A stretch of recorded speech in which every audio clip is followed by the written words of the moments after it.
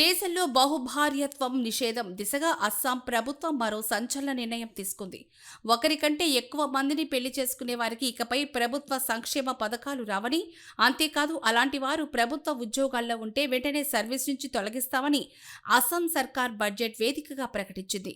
మహిళా సాధికారత, లింగ సమానత్వం కోసం సీఎం హిమంత బిశ్వ శర్మ సర్కార్ తీసుకున్న ఈ ఊహించని నిర్ణయం ఇప్పుడు దేశవ్యాప్తంగా హాట్ టాపిక్ గా మారింది. అసలు అస్సాం బడ్జెట్లో ప్రతిపాదించిన ఈ కొత్త రూల్స్ ఏంటి?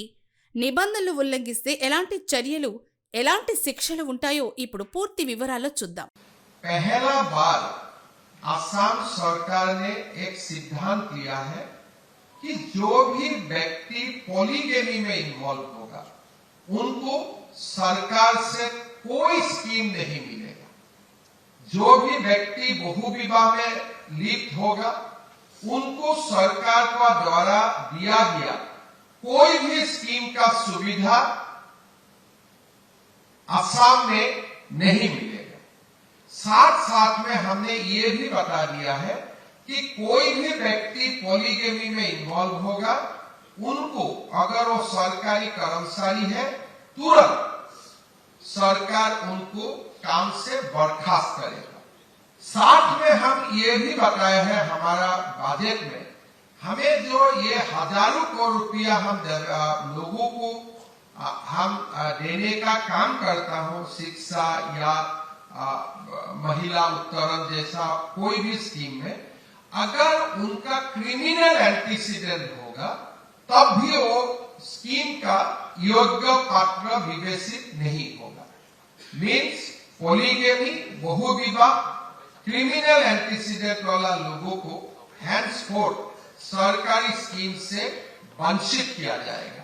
అస్సాం అసెంబ్లీలో ప్రవేశపెట్టిన 2026-27 ఆర్థిక సంవత్సర పూర్తి స్థాయి బడ్జెట్లో రాష్ట్ర ప్రభుత్వం అత్యంత కీలకమైన ప్రతిపాదనలు చేసింది. బడ్జెట్ ప్రసంగం సందర్భంగా అస్సాం ఆర్థిక మంత్రి జయంత మల్లా బారువా మాట్లాడుతూ మహిళా సాధికారతను ప్రోత్సహించేందుకు, బహుభార్యత్వాన్ని పూర్తిగా అణచివేసేందుకు ఈ కఠిన నిర్ణయాలు తీసుకున్నట్లు వెల్లడించారు. ఇకపై ఎవరైనా సరే ఒకరికంటే ఎక్కువ మందిని వివాహం చేసుకుంటే వారు ప్రభుత్వ విధుల్లో ఏ స్థాయిలో ఉన్నా సరే ఉద్యోగాల నుంచి తొలగిస్తామని స్పష్టం చేశారు. అలాగే అలాంటి వారికి ఎలాంటి ప్రభుత్వ సంక్షేమ పథకాలు కూడా అందవని బడ్జెట్లో ప్రతిపాదించారు. అంతేకాకుండా ఏ క్రిమినల్ చట్టం కిందనైనా కోర్టు ద్వారా దోషిగా తేలిన వ్యక్తులకు కూడా రాష్ట్ర ప్రభుత్వ సంక్షేమ పథకాలను పూర్తిగా నిలిపివేయబోతున్నట్లుగా ప్రకటించింది. సమాజంలో నేరాలను తగ్గించడంతో పాటు నైతిక విలువలను పెంచేందుకు ఈ నిర్ణయం దోహదపడుతుందని ప్రభుత్వం భావిస్తోంది. గతంలోనే బహుభార్యత్వాన్ని పూర్తిగా నిషేధించే దిశగా అస్సాం అసెంబ్లీ ఒక కీలక బిల్లును కూడా ఆమోదించిన సంగతి తెలిసింది.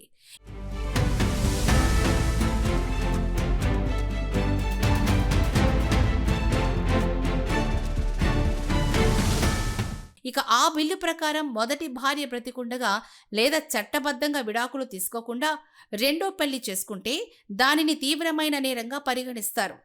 అస్సాం అసెంబ్లీ ఆమోదించిన యాంటీ పాలిగమీ బిల్లు ప్రకారం నిబంధనలను ఉల్లంఘించి ఒకటి కంటే ఎక్కువ పెళ్లిళ్లు చేసుకునే నిందితులకు ఏకంగా 7 ఏళ్ల పాటు కఠిన కారాగార శిక్ష పడేలా చట్టాన్ని రూపొందించారు.